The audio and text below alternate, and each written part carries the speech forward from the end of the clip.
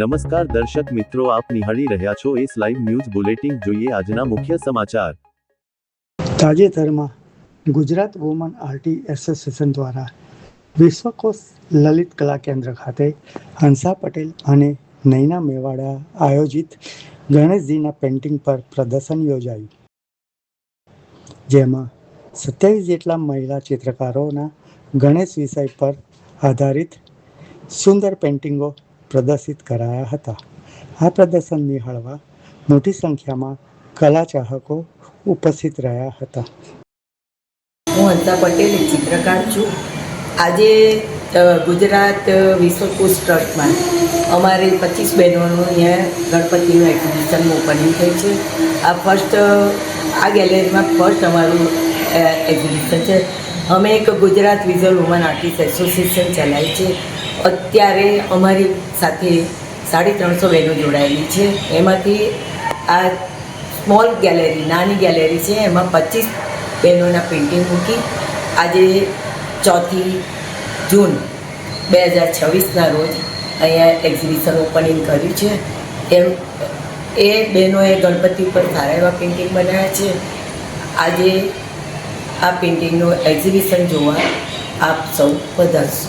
હું Naina Mewada, Gujarat visual woman artist એસોસિએશનની convener અને મારી સાથે છે હંસાબેન પટેલ. અમે લગભગ 15 વર્ષથી કરીએ છીએ અને આ 16મું વર્ષ છે.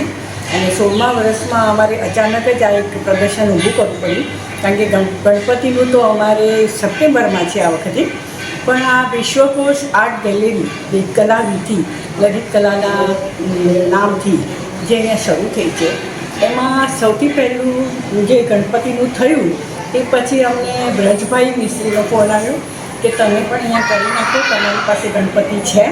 તો મેં કીધું હા સારું, પણ અમારું સપ્ટેમ્બરમાં છે, એટલે કે કંઈ વાંધો નહીં, આ તમને ચાન્સ છે, તમે ગેલેરી મળે છે, તમે બુક કરી લો અને અહીંયા શો કરી લો.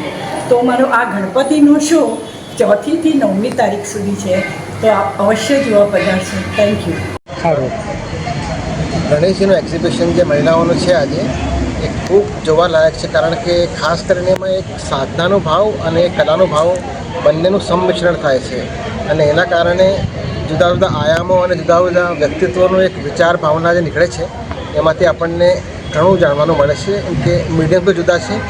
અને એક મને વસ્તુ ખાસ જે આંખે જણાઈ કે એક ગુરુકુલનું જે સિસ્ટમ હતું પહેલાં, એક સિસ્ટમ નૈનાબેન અને હંસાબેન લઈને આવ્યા છે અને કેળવણીના એક કેળવણીના માધ્યમથી કલા સુધી લઈ ગયા છે. અને સાધના થકી સાધક થઈને આગળ ઉચ્ચ કોટીએ પહોંચવાની એક જર્ની છે. અત્યારે તો શરૂઆત જ છે, પણ ભવિષ્યમાં એમાંથી મોટા મોટા કલાકારો ઉભરીને આગળ આવશે એવી આશા છે અને શુભેચ્છા બી છે. Thank you. તો દર્શક મિત્રો, આ હતા અત્યાર સુધીના સમાચારની ખાસ ગતિવિધિ માટે આપ નિહાળતા રહો એસ લાઈવ ન્યૂઝ બુલેટિન. નમસ્કાર.